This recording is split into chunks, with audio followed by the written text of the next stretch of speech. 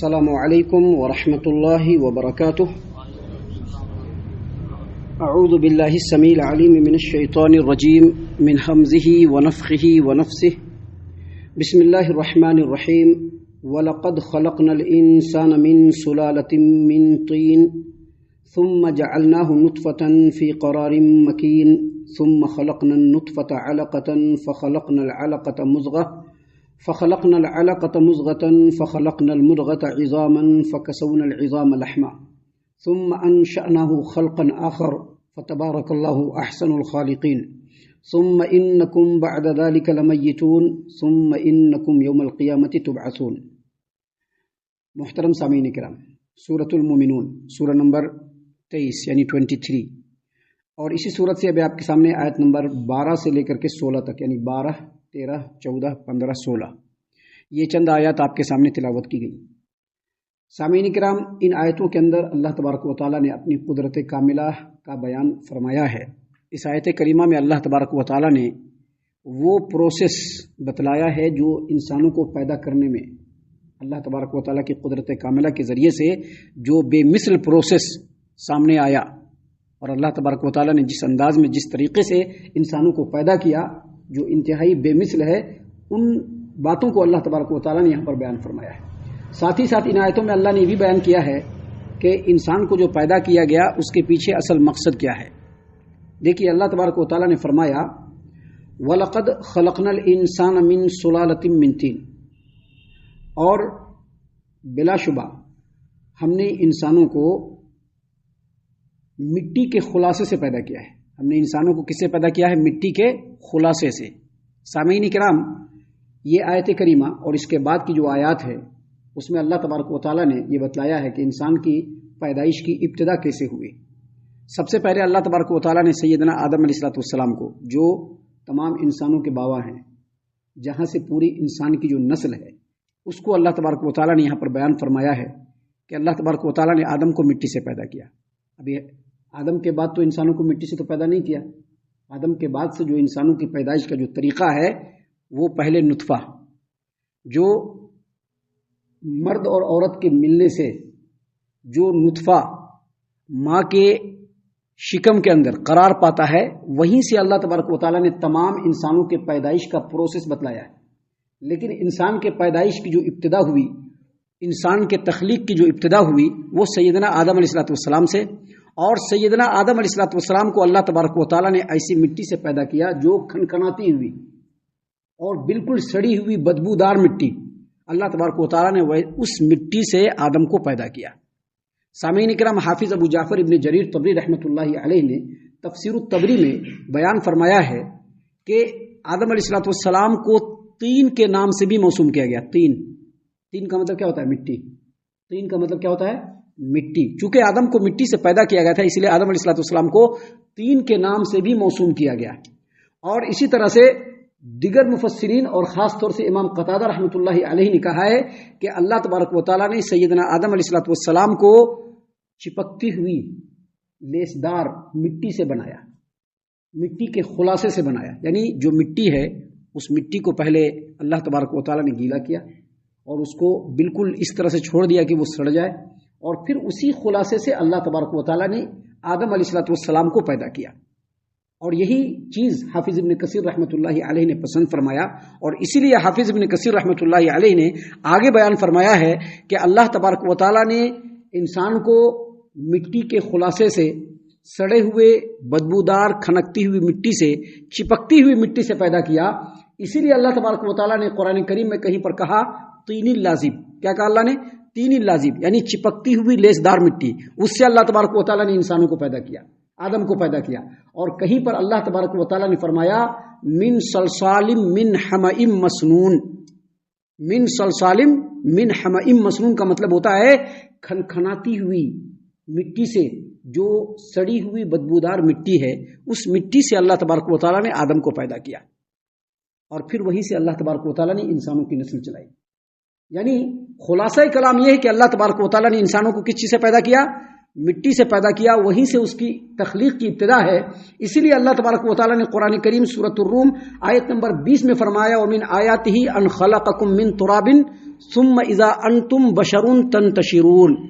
اللہ نے فرمایا کہ اللہ تبارک و تعالیٰ کی قدرت کی جو بڑی بڑی نشانیاں اس کائنات کے اندر دکھ رہی ہیں، ان نشانیوں میں سے ایک نشانی یہ بھی ہے کہ اللہ تبارک و تعالیٰ نے تم لوگوں کو اے انسانوں مٹی سے پیدا کیا ہے۔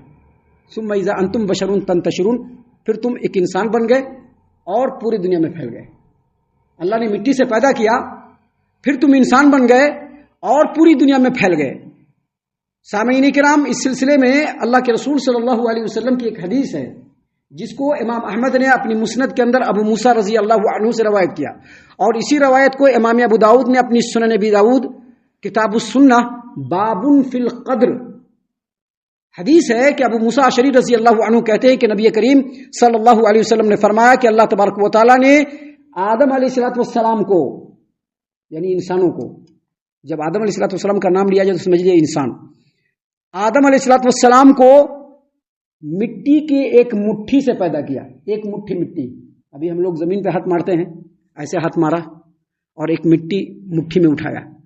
تو اللہ کے رسول صلی اللہ علیہ وسلم نے فرمایا کہ اللہ تبارک و تعالیٰ نے آدم علیہ السلام کو ایک مٹھی مٹی سے پیدا کیا، جس ایک مٹھی مٹی کو اللہ تبارک و تعالیٰ نے پورے سرزمین سے اکٹھا کیا، یعنی خالی یہ نہیں، پوری جو سرزمین ہے، جہاں تک اللہ تبارک و تعالیٰ کی زمین ہے، ان تمام جگہوں سے گھسیٹ کر کے ایک مٹھی مٹی اٹھایا، اور اس سے اللہ تبارک و تعالیٰ نے آدم علیہ السلام کو پیدا کیا، اور وہیں سے انسان کی تخلیق ہوئی۔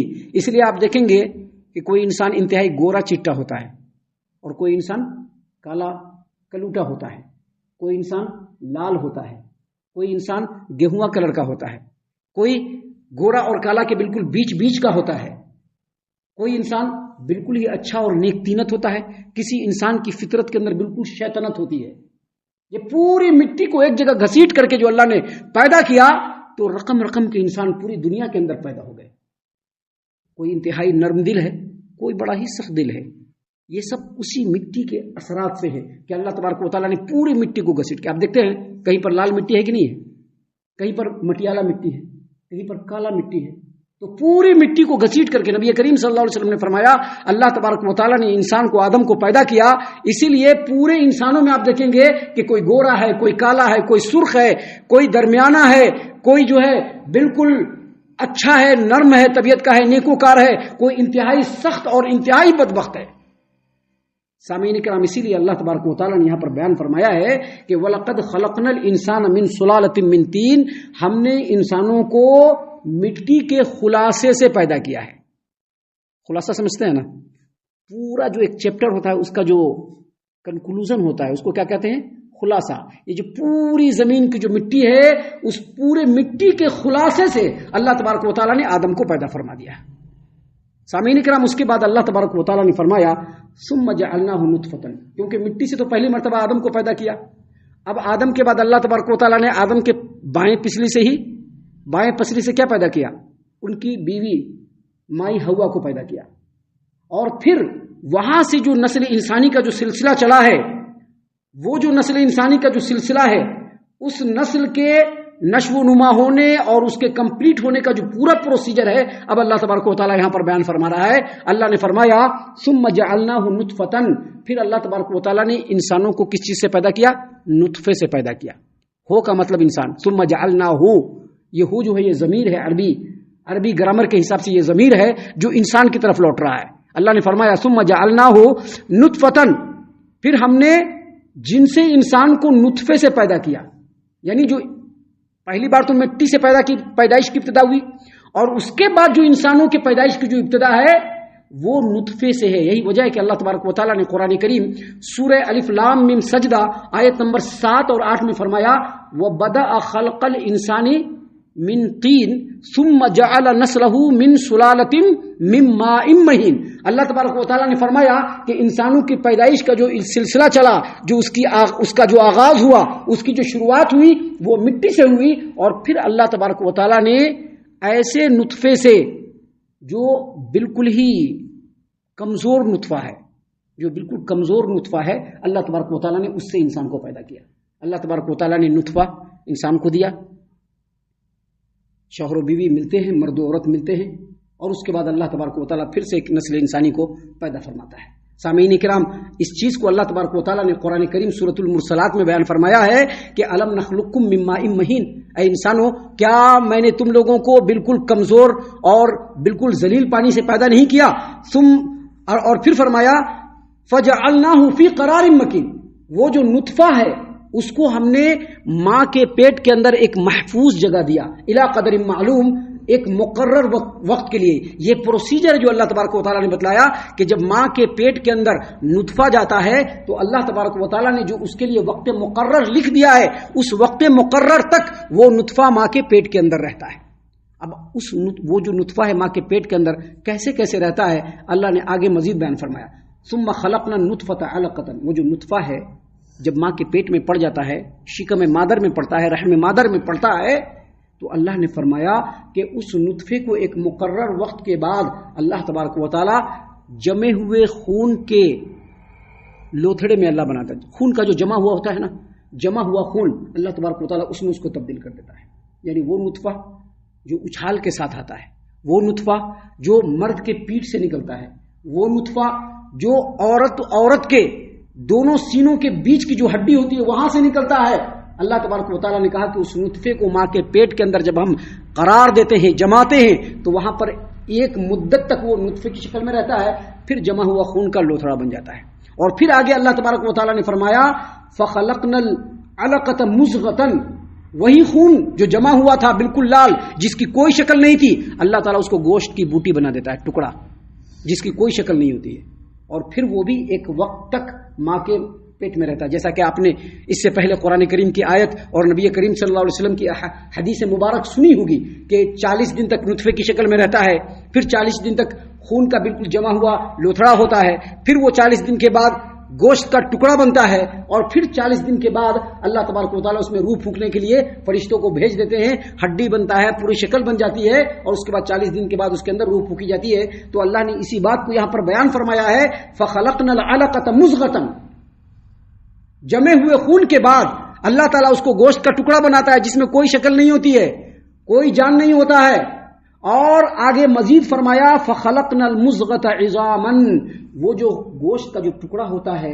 جب ایک ٹائم بیتتا ہے تو اللہ تعالیٰ اس گوشت کے ٹکڑے کو ہڈی بنا دیتا ہے۔ ہڈی بنا دیتا ہے کیا مطلب؟ نر کنکال سنا ہے نا، کنکال انسان کی جو اندر کی ہڈی ہوتی ہے، پورا آپ دیکھیے گا کبھی کبھی جب ایکس رے ہوتا ہے تو پوری ہڈی دکھتی ہے ایک دم، نر کنکال وہ اللہ تبارک و تعالیٰ بناتا ہے۔ سر ہوتا ہے، اس کے 2 ہاتھ ہوتے ہیں، 2 پیر ہوتے ہیں، اس میں اللہ تبارک و تعالیٰ رگے اور اعصاب کو بناتا ہے اور پوری ہڈی تیار ہو جاتی ہے، لیکن ابھی انسان کے اندر روح نہیں پھونکا گیا۔ آگے مزید اللہ فرماتے ہیں فَكَسَوْنَا الْعِظَامَ لَحْمًا، پھر اس ہڈی کے اوپر اللہ تبارک و تعالیٰ پورے گوشت کا کھول چڑھا دیتا ہے۔ نیچے ہڈی ہوتی ہے اور پھر پورے اوپر سے اللہ تبارک و تعالیٰ گوشت کا جو ہے بالکل کھول چڑھا دیتا ہے اللہ تبارک و تعالیٰ، جس سے وہ ہڈی مضبوط ہو جاتی ہے، انسان کو مضبوطی ملتی ہے، اور پھر اللہ تبارک و تعالیٰ اس کے اندر کیا کرتا ہے؟ روح پھونک دیتا ہے، اور اب وہ انسان کیا ہو گیا؟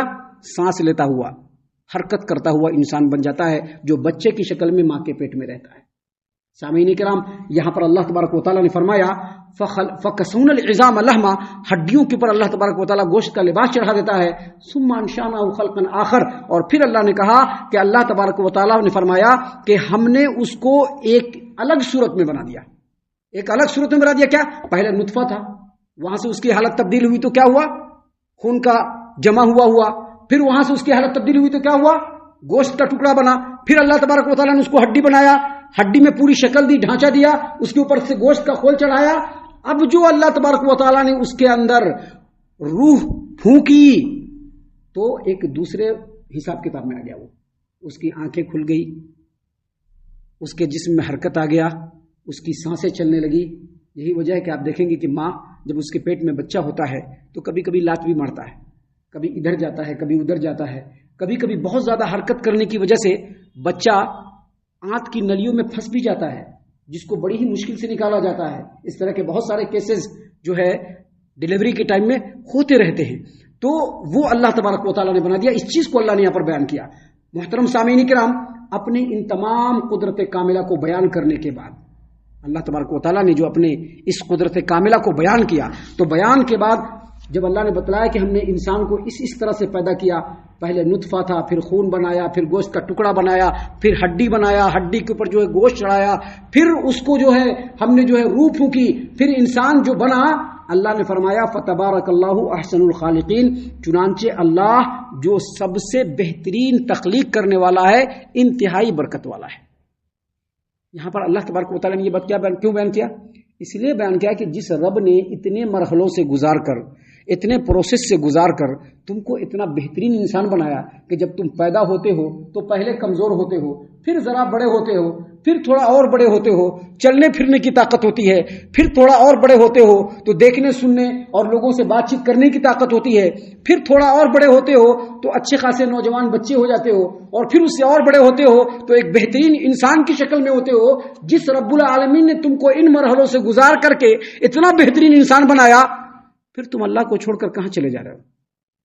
کیونکہ جو اللہ تبارک و تعالیٰ نے جو اتنا لمبا پروسیس کر کے جو تم کو بنایا ہے، اس کے پیچھے مقصد یہ نہیں کہ تم پوری زندگی کو کھیل کود میں گزار دو، اس کا مطلب یہ نہیں کہ اپنے نفس کی پرستش میں گزار دو، اس کا مطلب یہ نہیں ہے کہ جو تمہارے جی میں آئے وہی کرو، کیونکہ انسانوں کو جو اللہ تبارک و تعالیٰ نے اس روئے زمین پر پیدا کیا، اور اس کے پیدا کرنے کے پیچھے جو اتنی زبردست قدرت کاملہ ہے، اس کا مقصد یہ ہے کہ اس روئے زمین پر انسان آنے کے بعد اللہ تبارک و تعالیٰ کا بندہ بن کر کے رہے، اللہ کی بندگی میں زندگی کو گزارے، وہ یہ دیکھے کہ جو رب نے، جس رب نے مجھ کو پیدا کیا اور اس دنیا میں میری ضرورتوں کو پوری کر رہا ہے، اس رب کی چاہت کیا ہے، اس کی چاہت کے مطابق زندگی گزارے۔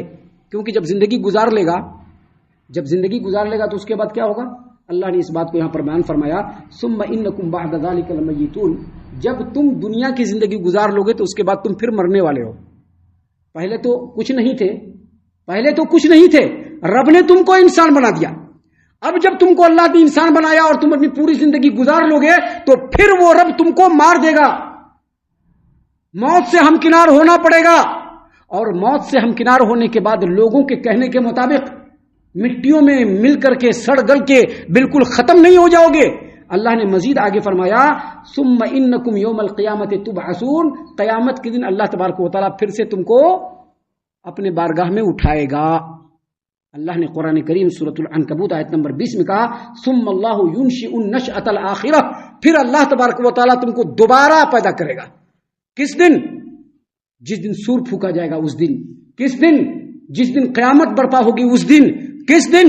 جس دن انسانوں کی روح کو اس کے جسموں سے ملا کر کے کھڑا کرنے کا دن ہوگا، اس دن اللہ تبارک و تعالیٰ پھر سے تم کو پیدا کر کے اٹھائے گا، اور دنیا میں جو جو کیے ہوگے ہر ایک چیز کا اللہ حساب لے گا۔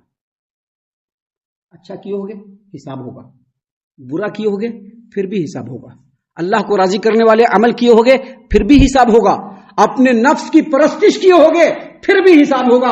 اللہ تبارک و تعالیٰ ہر ایک انسان سے حساب لے گا، جو جیسا عمل کیے ہوگا اللہ تعالیٰ اس کو ویسا بدلہ دے دے گا۔ ان تمام باتوں کو اللہ تبارک و تعالیٰ نے ان آیات میں بیان فرمایا۔ ہم اللہ سے دعا کرتے ہیں کہ اللہ تعالیٰ ہم تمام کو ان باتوں کے اوپر خوب غور و فکر اور تدبر کرنے کے ساتھ ساتھ ان باتوں پر عمل کرنے کی بھی توفیق عنایت فرمائے، آمین۔ اللہ تعالیٰ ہم تمام کو صحیح معنوں میں پکا سچا مومن مسلمان بنائے، اللہ اور اس کے رسول صلی اللہ علیہ وسلم کی اطاعت و فرما برداری کرنے والا بنائے، صحابہ کرام رضی اللہ عنہم کے طریقے پر چلنے والا بنائے، جنت الفردوس میں جگہ عطا فرمائے۔